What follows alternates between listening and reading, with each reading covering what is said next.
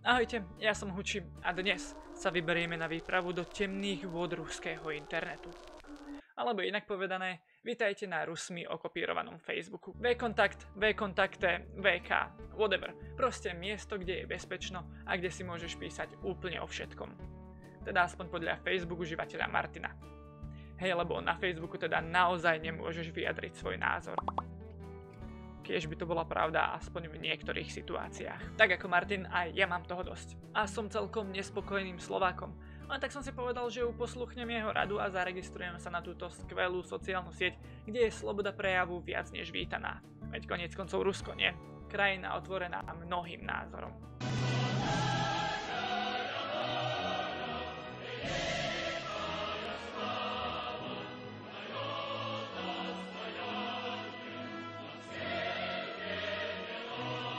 Ale fajn, poďme sa bez predsudkov a v dnešných ťažkých časoch, najmä s pozitívnou frekvenciou energie pozrieť, ako to na tejto ruskej sociálnej sieti naozaj vyzerá.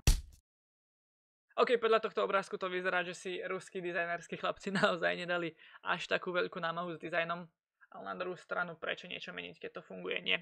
Poďme sa teda zaregistrovať a ja som si nie veľmi istý, či sa chcem registrovať pod svojím pravým menom. Asi by bolo dobré vytvoriť si nejaké alter ego, predsa len je to ruská sociálna sieť, neviete čo od toho očakávať. Mohli by sme vytvoriť nejakú takú slovenskú verziu Karen, niečo ako slovensko-ruskú Slovanku pravú, ktorá má už vyformované svoje názory. Svetlana bude dobré, Svetlana a nová, je to náš nový profil, tak prečo nie? Ale skoro som zabudol, neboli by sme praví Slovania, ak by sme naše meno nemali v azbuke. CTRL-C, CTRL-V. Kedy sme sa teda ale narodili? Počkajte, teraz mi niečo napadlo. Kedy sa narodil Putin? 7. oktobra 1952. Asi už vieme, kedy sme sa narodili. Sme teda žena a pokračujeme v registrácii. OK. Nie som si istý, či chcem poskytnúť ruským tajným službám moje číslo. Ale čo človek neurobí pre video, nie? Mne niekto z Nevady telefonuje. Zdvihol som to a zrušilo sa to. Kde je môj konfirmačný kód? Prečo mi volali z Nevady, keď je to ruská sociálna sieť? I didn't get the code. A tentokrát mi už prišla SMS-ka. Tak čo sakra bol ten telefonát z Ameriky? Tuto je nejaký top secret shit, ktorý už pri registrácii ide. A netuším prečo. Sleduje ma americká vláda, lebo žijem v Británii, lebo chcem mať konto na sociálnej sieti, ktorá je ruská. No neviem. Poďme zadať konfirmačný kód. Putin je naj 68. Join V-kontakt. You've successfully signed up. Ale prvá vec, ktorú od nás chcú, je upload foto. No tak poďme uploadovať nejaké foto. OK, som tu na FaceAppe, tak si idem vytvoriť nejakú profilovú fotku. Nejakú takú, ako by Karen mohla mať, alebo teda Svetlana v našom prípade. A to je otrasná fotka. Skvelé. Gender dáme si female 2 napríklad. To vyzeráme celkom mlado. Čo je female 1. Toto je o mnoho lepšie. Apply. Ešte si dajme age, dáme si cool. OK, v Rusku je všetko možné, ale toto asi nie. Toto je dokonalé. Neviem, čo sa mi to stalo s tričkom, ale ja si myslím, že toto je dokonalá fotka Svetlany. Ukladám si ju a poďme si ju vložiť na V-kontakt. Toto sme presne takto. Super. Uložíme. A vyzerá to, že Svetlana má už aj tvár. Poďme nájsť nejaké slovenské skupiny. Canon, CZSK, follow. Poďme sa pozrieť, čo tu píšu. Počkaj, tu je nejaký chat. Ja som sa dostal do nejakých... Ono to nefunguje ako skupiny, ale ako chaty? Alebo čo to je? A máme tu prvý post. 22 dní je počet dní od dnešného dňa do 4. marca 2021. Stále cítim, že tento deň je významný. Prečo? Je to dátum, ktorý naša pôvodná ústava vyhradila ako inauguračný deň. A prečo si myslím, že je to dôležité? Je to preto, lebo teraz čelíme novým voľbám, ktoré nariadila Nesara. Dátum, ktorý musí mať 2. marca alebo skôr. Netuším, čo je Nesara a netuším, prečo to stále skáče dole. Poďme sa pozrieť, čo Slováci píšu. Nič.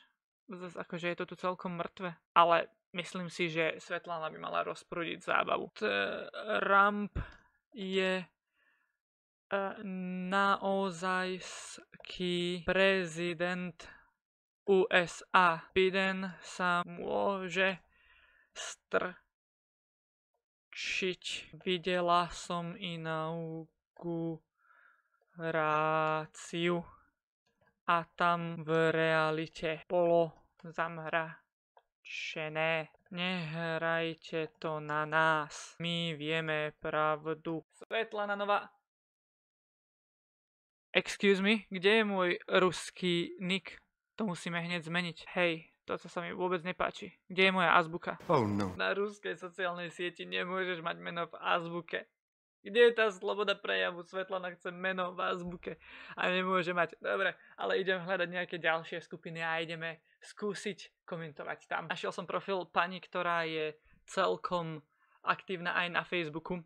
A tu na napríklad píše: panika v EÚ, Bruselu sa nedarí potrestať prebojnú Moskvu. Nikdy sa im Rusko nepodarí pokoržiť. Smrť Európskej únii. Presne tak. Putin vie, čo robí a snáď nás príde zachrániť na Slovensko. Zdieľam s týmto pánom deň narodenia a viem, že od neho môžeme ešte očakávať veľké veci. Uvidíme, budeme to monitorovať a uvidíme, či nám niekto na to odpíše. Pár dní prešlo, som späť, tentokrát už normálne oblečený. Asi si vieme predstaviť, že Svetlana v obleku na profilovke by asi nebola to najdôveryhodnejšie, ale starý dobrý Hučí je späť. Tak sa poďme pozrieť, ako naše komentáre dopadli. Ja som ešte mimo nahrávania nejaké komentáre napísal, tak sa poďme pozrieť, či nám na ne niekto odpovedal. Tak, klikneme na V-kontakt a poďme sa pozrieť, či máme nejaké notifikácie. 19. Bude zábava sa na ne pozerať, tak poďme na to. Máme nejakých ľudí, ktorí chcú byť naši kamaráti, tak si ich poďme hneď pridať bez toho, aby sme si pozreli, kto to sú. Môžeme to urobiť v nejakom ďalšom videu. Máme tu nejaké ďalšie komenty, odpovede, lajky a tak ďalej. Poďme sa na ne pozrieť jeden za druhým. Tu na Svetlana komentovala post na stránke Češi a Slováci na VK Slované CZSK, ktorý hovorí, že Trump bol oslobodený z impeachmentu, kde Svetlana písala: presne tak, náš prezident Donald Trump sa teraz môže vrátiť rýchlejšie a vo väčšej sile. A Martin očividne nepochopil a pýta sa: Svetlana, vy ste z USA? Myslím si, že na toto musíme odpovedať. Trump je prezident nás všetkých bez ohľadu na to, kde žijete. Ja som hrdá Slovanka, ale viem, že Trump nám chce dobre a chce odhaliť všetky sprisahania. Som rada, že ho oslobodili. Dúfam, že tentokrát Martin pochopí, čo som naozaj myslel, alebo teda čo Svetlana myslela. A poďme sa pozrieť na nejaký ďalší komentár. Som rád, že Emilia lajkuje naše komentáre, pretože cítim, že si vytvárame také priateľstvo na V-kontakte. Uvidíme, ako bude pokračovať v budúcnosti. Dúfam, že nám pošle aj žiadosť o priateľstvo, ale na to tu dnes nie sme. A práve pod Emilkyným postom, ktorý ste aj videli, ako som komentoval, máme zo pár odpovedí. Sam Smith, populárny spevák, nevedel som, že vie rozprávať po slovensky a používa V-kontakt, ale človek sa učí každý deň, nám napísal: Svetlana, nikto nás zachraňovať nebude. Každý musí bojovať za seba. No a Jan na to odpovedal správne: kto čaká pomoc o iných, pomoci sa nedočká. Sami si musíme pomôcť, alebo zahynieme. Toto Svetlana nemôže nechať len tak. No a tak sme odpísali: vy to nechápete. Putin je teraz doživotným prezidentom a my budeme zachránení. Ruské vojska nás opäť prídu oslobodiť spod nadvlády západu, LGBT a vakcín. Putin vie, kde majú Rusi bratov a sestry. Opäť raz dúfam, že títo dvaja páni pochopia, ako na tom sme a kde je pravda. No a ešte tu máme najlajkovanejší Svetlanin post, ktorý je pod Canon.cz.sk postom, ktorý ukazuje fotku, ktorú ste mali možnosť vidieť na celom Facebooku v predchádzajúcich dňoch, pretože vakcíny boli vyrobené v roku 2008 a teraz expirujú, tak ich musia použiť.